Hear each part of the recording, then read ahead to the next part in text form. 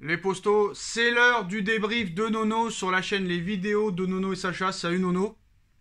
Salut Sacha. Alors moi voilà, mon débrief est sorti déjà sur ma chaîne Sacha Benita. Allez le voir si vous l'avez pas vu. C'est Nono qui va parler. Moi honnêtement voilà, j'ai pas grand chose à dire. Il faut que tu te retrouves à 10 contre 11 pour commencer à attaquer un petit peu.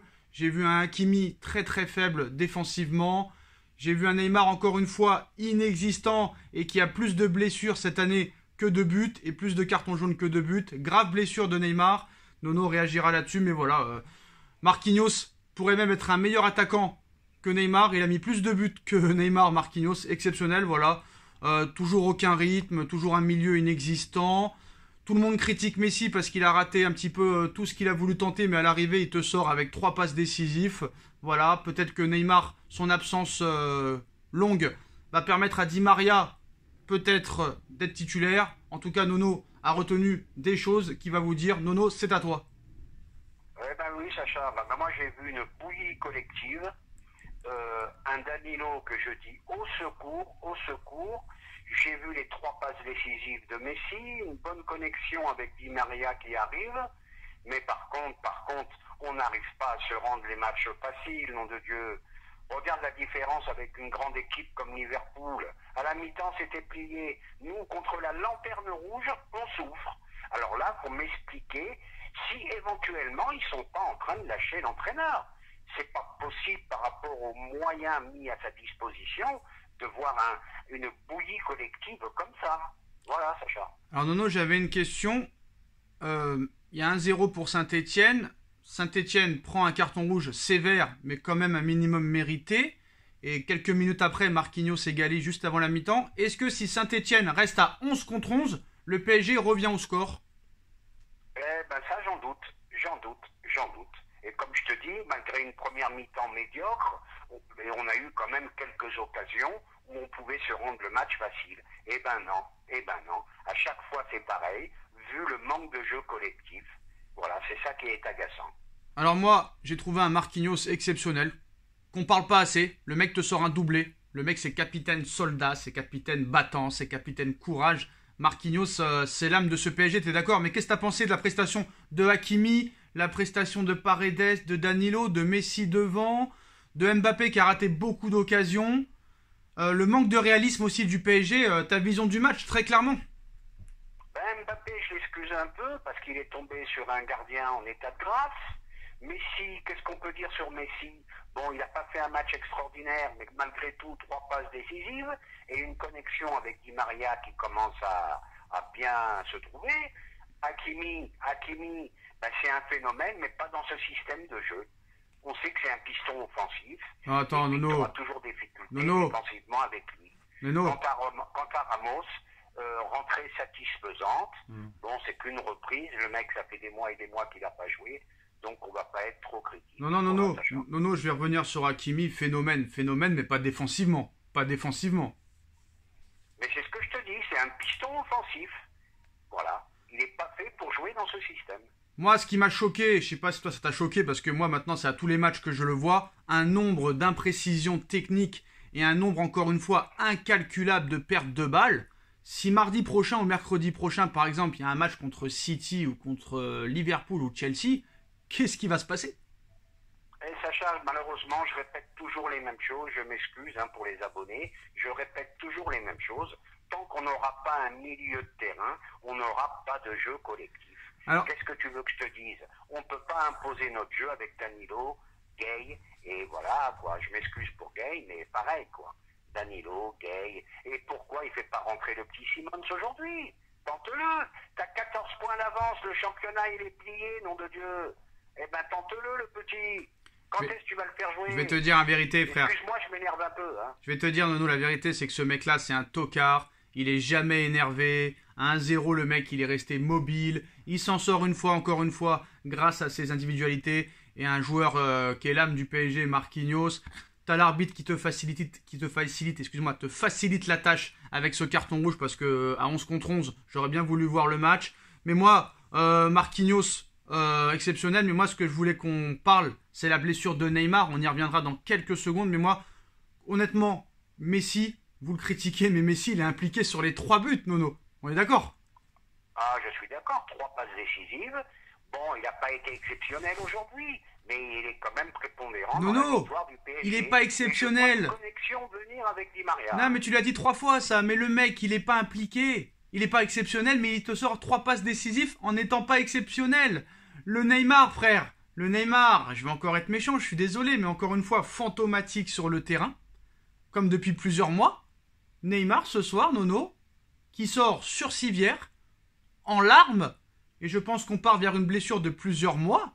Et cette blessure, encore une fois, très grave, qu'est-ce que ça t'inspire? À un moment donné, il faut arrêter les bêtises. Et je suis poli. Alors, par rapport à son niveau de jeu à Neymar en ce moment, bon, c'est malheureux, un joueur blessé, c'est toujours très très embêtant. Mais je pense que Di Maria apportera beaucoup plus. Non, mais d'abord, faut parler de Neymar, avant de parler de ce que ça peut amener quand il sera plus là. Encore une fois, cette grave blessure de Neymar, qu'est-ce que ça t'inspire? 222 millions, ça fait la 9e blessure ou la 10e blessure, là. Oui, mais une blessure peut arriver, Sacha. Non. Lui, ça lui arrive tous les 2 mois. Faut arrêter. Dis la vérité, n'aie pas peur de ce que t'as en face de toi. C'est une douille nationale. Qu'est-ce que tu veux que je te dise? Mais non. N'importe quoi. Arrêtez de le défendre maintenant, moi, je vais m'énerver. Dis réellement ce que tu penses de Neymar. Dis-le, t'as envie de le dire. Neymar, cette année, inexistant, je suis d'accord avec toi. Cette année Et il n'a pas apporté par rapport à son transfert, il n'a pas apporté ce qu'on attendait de lui. Voilà. Je trouve que t'es très gentil. Je trouve que t'es très gentil. T'as peut-être... Le PSG, il n'a rien porté du tout. T'as peut-être une petite crainte par rapport aux autres, mais moi je peux vous dire ce que pense Nono. Je pense qu'il n'a pas peur de le dire, c'est que Neymar, faut vite le vendre et très vite, ou même vite s'en débarrasser. Je l'ai dit dans une vidéo précédente, hein. Voilà. Mais chose que n'arrive pas à comprendre Nono, c'est que ce gars-là est invendable parce que personne n'en voudra, et même gratuit, je sais pas si tu en voudras. Maintenant. Là, après, c'est un gros problème. Après, maintenant, il y a un... Tu voulais dire? Après, c'est aux dirigeants de se démerder, hein. Alors moi, je suis pas d'accord avec toi sur Danilo, parce que j'ai trouvé un Danilo assez intéressant. Un Gay aussi au milieu de terrain, surtout sur la fin, mais c'est vrai que c'est pas assez. C'est contre Saint-Etienne, c'est normal. Mais par rapport aux autres matchs où on a vu où ils ont été catastrophiques, il y a un peu de mieux. Mais c'est vrai que ça reste quand même très limité quoi qu'il en soit. Mais il y a un gros manque de réalisme, et en Ligue des Champions, des matchs comme ça, tu peux pas t'en sortir. Ah tu t'en sors pas en Ligue des Champions. Le problème, Sacha, le gros problème du PSG, je le dis et je le répète, c'est la Ligue 1.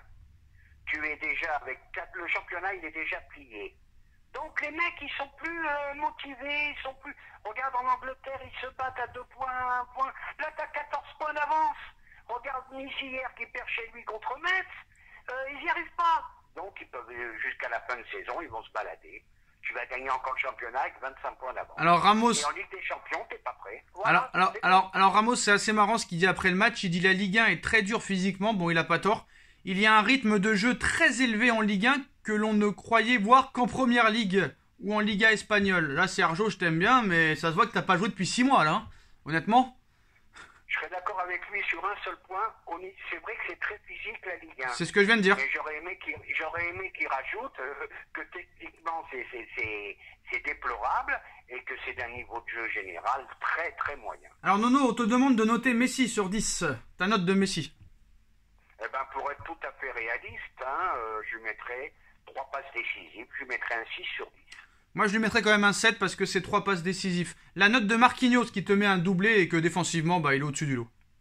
Moi, je lui mets un 9. Marquis, le patron, on va lui mettre... c'est l'homme du match, on va lui mettre un 8 sur 10. Voilà, moi je lui mettrais un 9 parce qu'il a vraiment été très bon. Par contre, sur Neymar, Pochettino nous dit que c'était impressionnant, qu'il y aura des examens, mais qu'apparemment on part sur une très longue blessure. On va vérifier demain, mais les images sont impressionnantes. Forcément, nous sommes inquiets. Mais on espère que ce n'est pas trop grave, mais qu'il sera rapidement avec nous. Là, je pense que fin de saison déjà, c'est très chaud quand même. J'ai bien peur d'une grosse entorse à la cheville, moi. Ouais, moi je pense que ça va être ça. Mais voilà, en tout cas, moi, pour finir sur ce débrief, j'ai trouvé un PSG assez laborieux. Toujours aucun rythme, toujours aucune amélioration au niveau du jeu. On ne peut pas juger le PSG en Ligue 1, surtout contre des équipes comme ça. Et je continue à le dire, c'est que s'il y avait eu... On serait resté à 11 contre 11, peut-être que le PSG n'aurait pas gagné. Et honnêtement, Nono, est-ce que toi, t'es inquiet pour la suite? Parce que ça va arriver très vite, les matchs de Ligue des Champions en 8e.